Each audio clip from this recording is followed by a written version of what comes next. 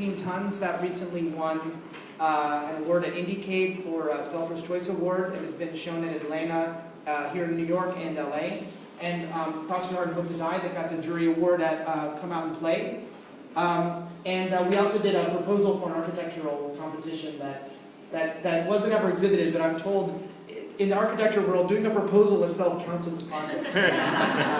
So our games have varied. 16 Tons was a social game where you use real money to bribe other players in a gallery setting and sort of get them to move your pieces for you in a strategy game, so it's sort of a social strategy game.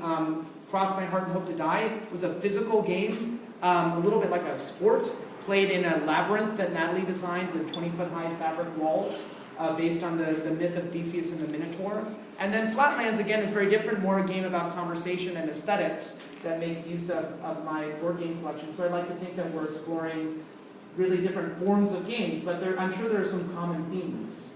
Okay, Eric usually speaks a lot and I don't.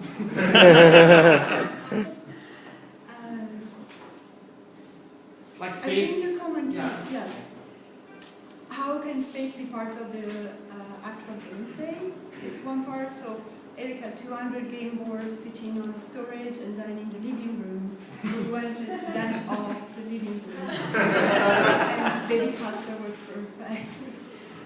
They're coming back tomorrow.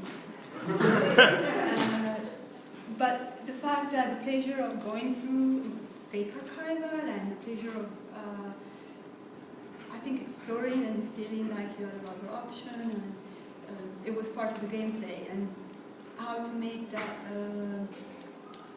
how to combine the two aspects. I think it's something we try to work on together.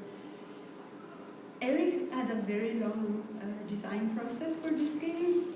Some of the playtesters know some banging on the walls for this game.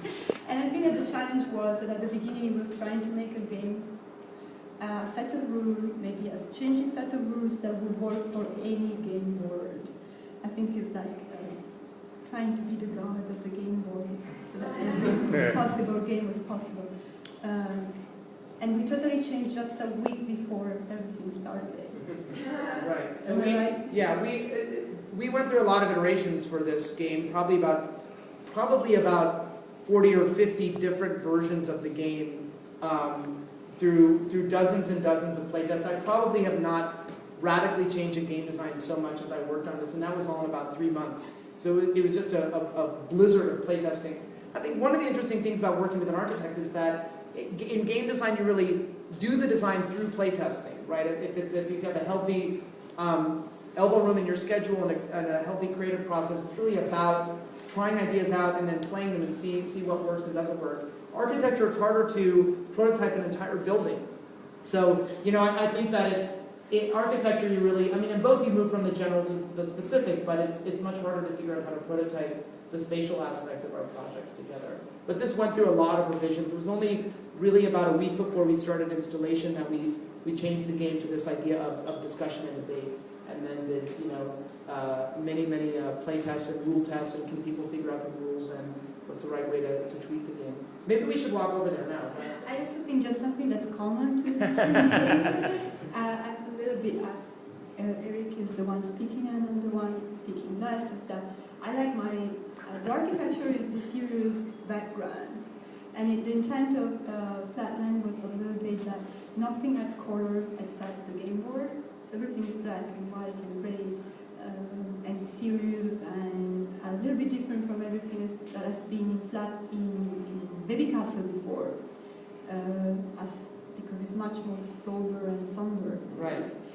But I do like giving that pretentiously serious background to something which is very playful, as the game board, or a little bit the same was in 16 Tons, maybe serious design, physical design, a playful experience. It really makes me think about what is a board game, right? What is the board aspect of a game? One of the interesting things about Flatlands is that the raw material for the game are these boards. And the board for a game is sort of like the kind of residue of the rules, right? It's part of the game, but it's not the entire game. It's, on a certain sense, probably the most superficial aspect of a game, because it's the part with all of the kind of funny and goofy illustrations. At the same time, it represents that place where the rules are completely embedded in material form, right? That if it's a grid or a track or a path or a ring, that every part of that board has some kind of mathematical significance and meaning for the rules of the game. So in a funny way, these boards represent this kind of funny residue that's at one time mathematical and logical about the rules of the game, but at the same time it's also about the kind of cultural residue, right? That many of the boards date from the 60s and 70s and 80s and represent sort of cheesy pop culture, the Mr. T game or the Beretta game, and so it's, you know, I think one of the interesting things about Flatlands is that unlike, you know, most games, it appropriates existing cultural material as its raw material. Also, I want to point out, just coming into the door, who stepped out for a minute, Rachel Morris is the graphic designer that we worked with. So all of the graphics on both walls, the rules and the sort of mural on the other wall, the design of the cards and the board, that was all in collaboration with Rachel, and she did an amazing job. So thank you, Rachel.